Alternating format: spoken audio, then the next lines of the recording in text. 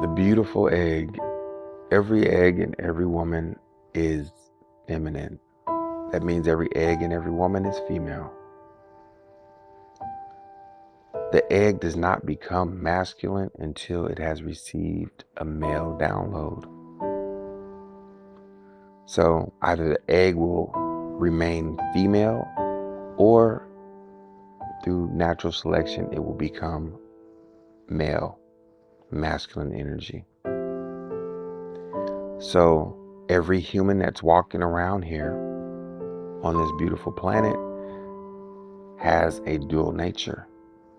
Because it's female first, its nature is that of nurture. Now, the masculine energy, its job is to protect this process. This is why men build. This is why women nurture. It's a natural process, you see. But see, the process is disrupted in the womb. When that child is selected, that egg is selected through this natural process, its first protection is the womb.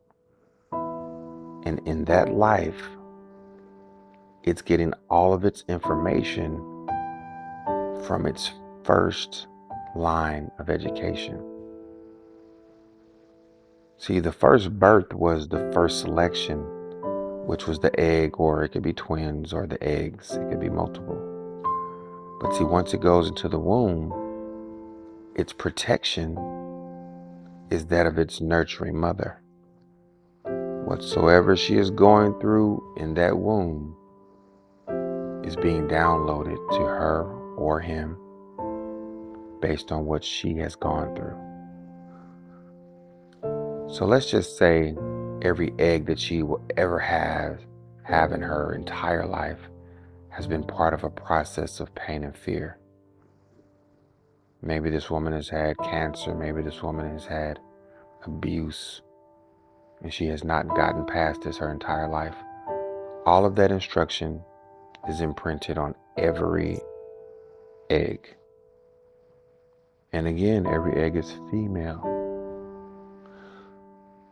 So when that egg is naturally selected, because this woman has now decided to have a child, whatever trauma she has been exposed to is part of that egg. Now, as this egg sits in her womb for over 9 months, what happens is whatever she's going through during that 9-month span is also being imprinted upon that child while it is inside the womb. And most of us, and I'm not going to say most, all of us are experiencing in the womb some form of pain and fear. You see? So when you say, well, where did it all begin? Now you start to see there's a cycle. There's a generational, they call it generational curses, what have you. But see, if you look at it from a scientific standpoint and say, well, it's a download. Well, it's just information. And the information that's been given to every egg and it's being given to every child is some form of a download that is some form of pain, some form of fear. So now we have the masculine energy that impregnates the egg with its own pain and fear.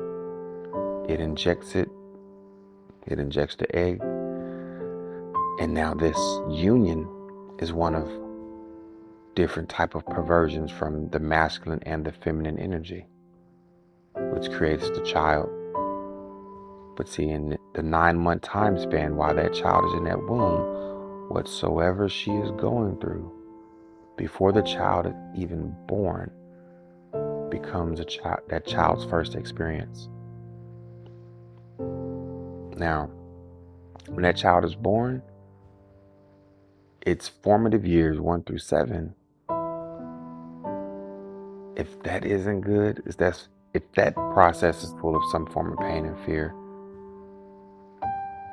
you start to see how we are shaping our child based on what we have gone through, based on what that child has gone through.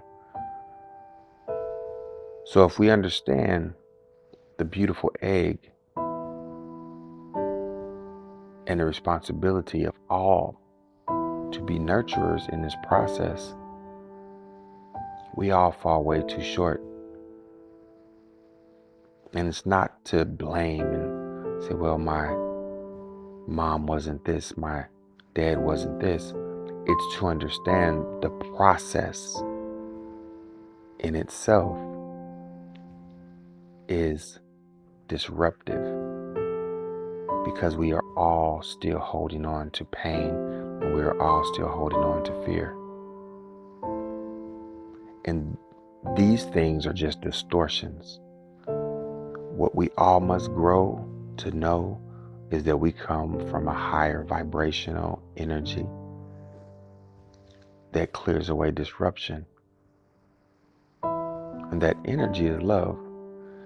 And how we clear up disruption is we must learn to be what we truly were intended to be.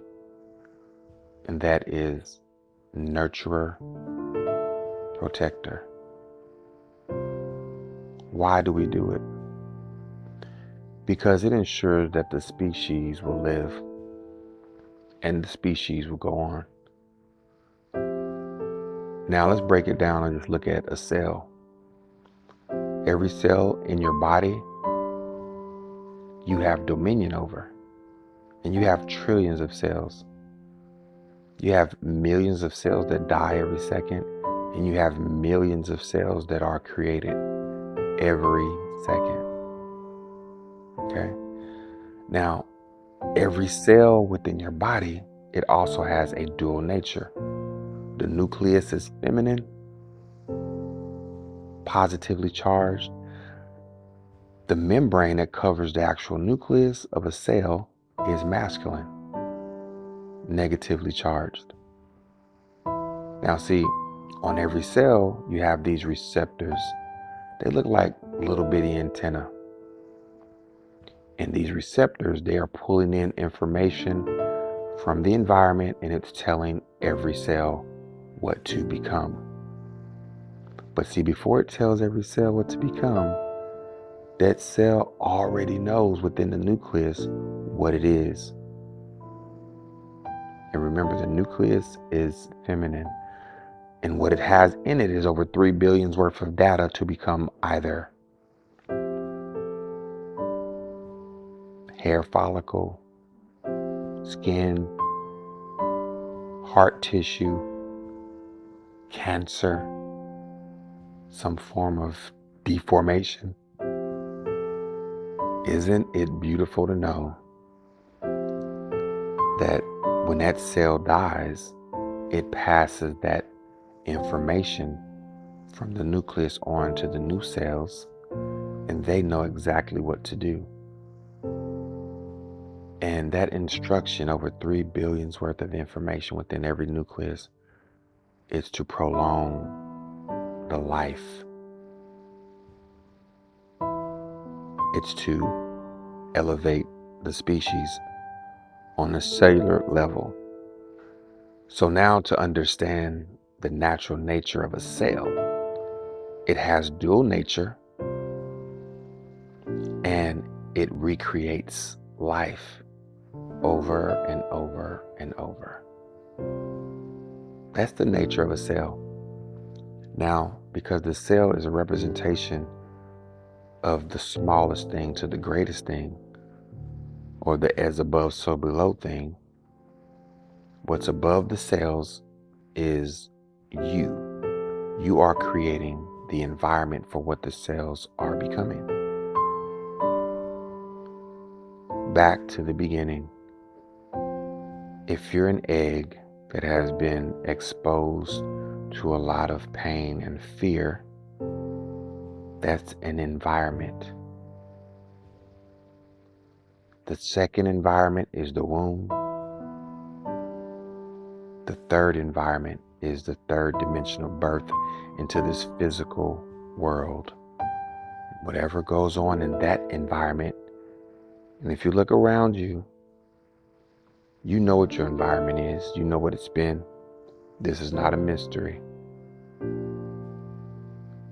You kind of start to understand each individual cell, each individual human has work to do, don't they?